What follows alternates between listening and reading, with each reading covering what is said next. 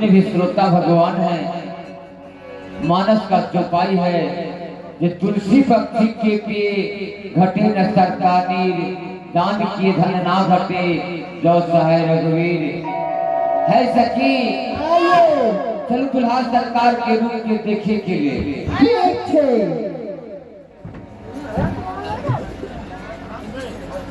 ओ बाबा के भूत चेला उनका तरफ से 100 रुपए जय हो। हे सखी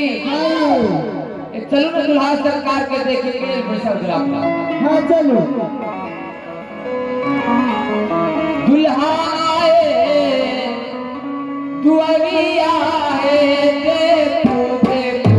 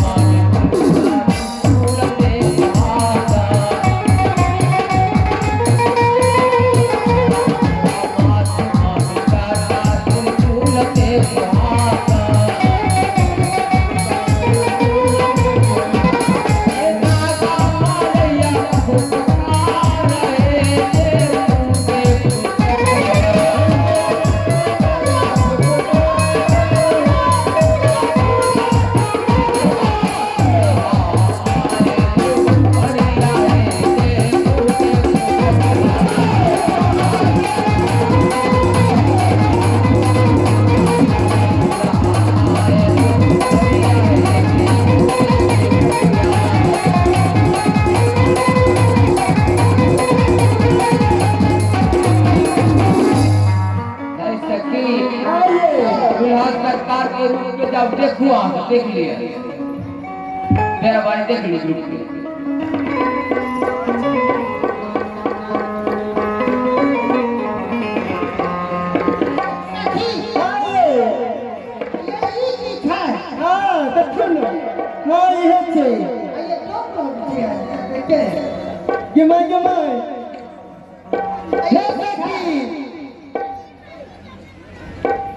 ये दीदी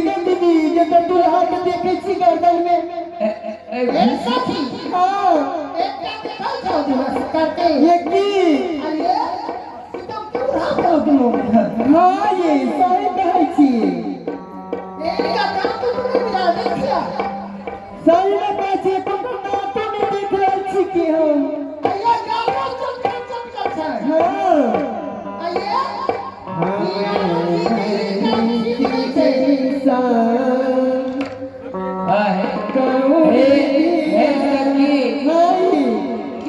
रूप तक केहन लागल ये हमरा तक क्या नहीं लग रहा है अगे माय ये कोना करबे विवाह ए अपना गौरी मर के हां ये एक बार कर दिया अरे हे नगर में हे नगर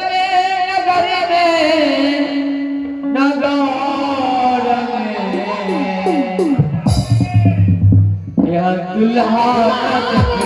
लो नगार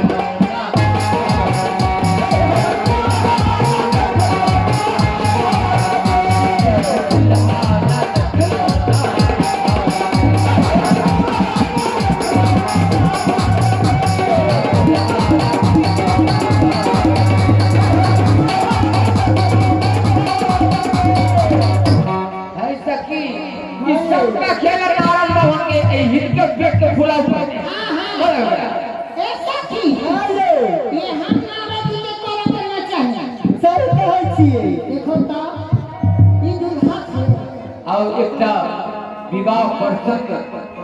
हमारे नेहा निखिल जी से सुंदर गीत संगत करी और नेहा निखिल जी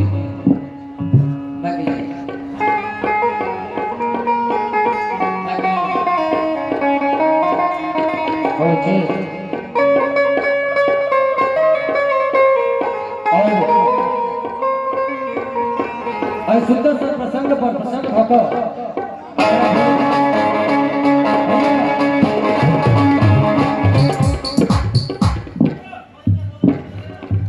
अरे सुंदर से प्रसंग पर प्रसन्न होकर बाबा भोलेनाथ के पुजारी बाबा भोलेनाथ के भक्त कारी भाई की तरफ से 501 रुपये के समान पुरस्कार होकर हृदय साधार में